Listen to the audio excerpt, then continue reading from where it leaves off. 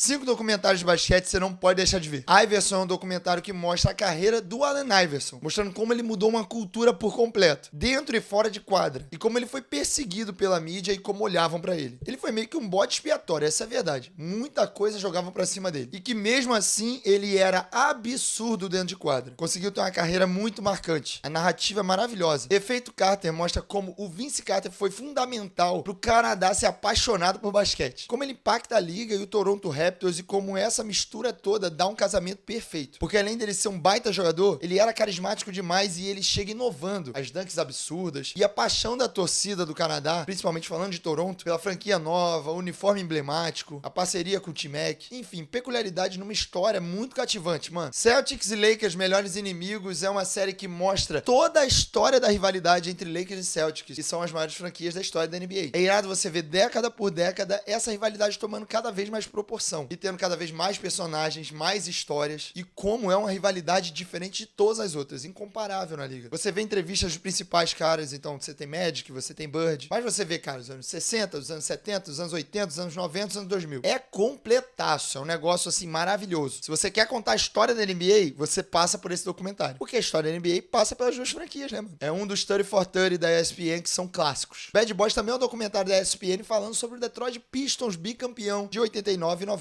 E mostra como esse time foi impactante a ponto de mudar regras da liga, a ponto de mudar o Michael Jordan. É um time clássico e icônico para a história da liga. E você vê a fundo a montagem desse elenco, como era a relação deles e como tudo anda para um caminho muito louco. Todo mundo odiava os caras e eles adoravam isso. E todo lugar que eles chegam era um caos. Documentário maravilhoso, mano. E para finalizar, Modern Game. Esse é um documentário para mim que vale para qualquer pessoa que ama documentário, independente de esporte. Porque simplesmente os caras conseguiram gravar o LeBron James dos 9 anos até ele ser draftado pra NBA. Em que lugar você tem um documentário de um jogador desse tamanho pra história dos esportes, desde criancinha? E é muito bem documentado, a narrativa é maravilhosa, porque o time dele do ensino médio vira uma sensação nacional. Os moleques lotavam estádio, de time que a NBA não lotava. Isso na época que não tinha internet, como é hoje. E eram os moleques que eram tudo amigo de criancinha, pô, vivendo uma loucura no país inteiro. E dentro desses moleques sai o LeBron James, pô. É um dos meus documentários favoritos da vida, se não for o favorito. E na quinta-feira e no sábado, a partir das 2 horas, a gente do Conexão NBA vai estar na CCXP, lá no estúdio da NBA Brasil, fazendo parte da live da NBA Brasil, abrindo a live, inclusive. Cola com a gente pra não perder. E aí, eu esqueci de algum? Comenta aqui embaixo.